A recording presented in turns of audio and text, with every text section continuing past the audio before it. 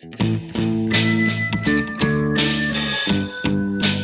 think that a lot of people in metrics get really, really hung up about, especially if they're engineers, is that this idea of that our metrics need to have absolute correct precision, i.e., particularly represent the true reality 100% of the time, rather than saying, hey, I'm in the general ballpark of reality, so you can still make better decisions than you had before.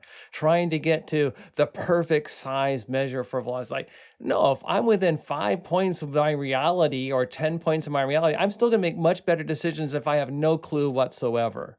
And so often, especially management as we go up, start thinking, oh, this is showing the absolute value of reality, as opposed to saying, no, this is just an indicator. This is like a poor compass, if you will, but at least it's pointing sort of northish rather than trying to take me south when I'm really going north. Right? I need something to help guide me a little bit. And so getting hung up on the perfect correctness of a metric rather than the usefulness of a metric. And I think velocity is one of those ones that can be useful, but it's never perfect.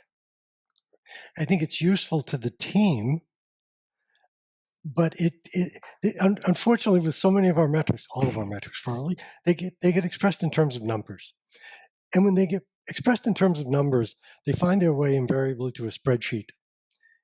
To somebody who doesn't understand all of the things that we understand, and as a result, this, what I'll call a diagnostic metric, I don't think it's a gauge metric for me, but it may be for the team. I'll think about that.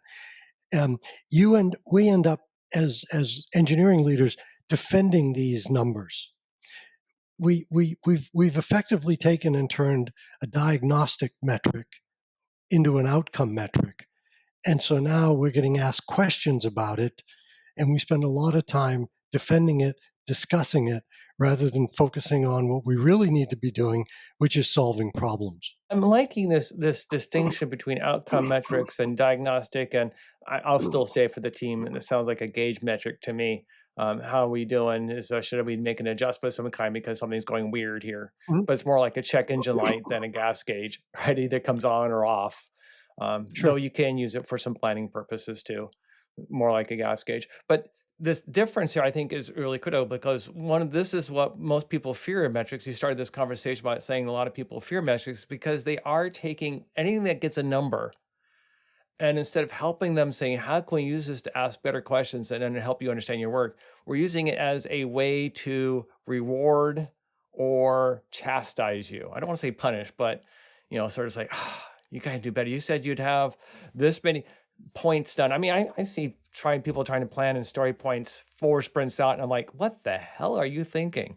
These are sort of random numbers. You don't know what's going on. How can you say you're going to have 400 points delivered this quarter? It's like, it's just noise, right? There's so much noise in there that you have no idea what you're talking about. What kind of value you want to deliver? That's a more interesting question. Can we get some prioritization of the value you're going to deliver?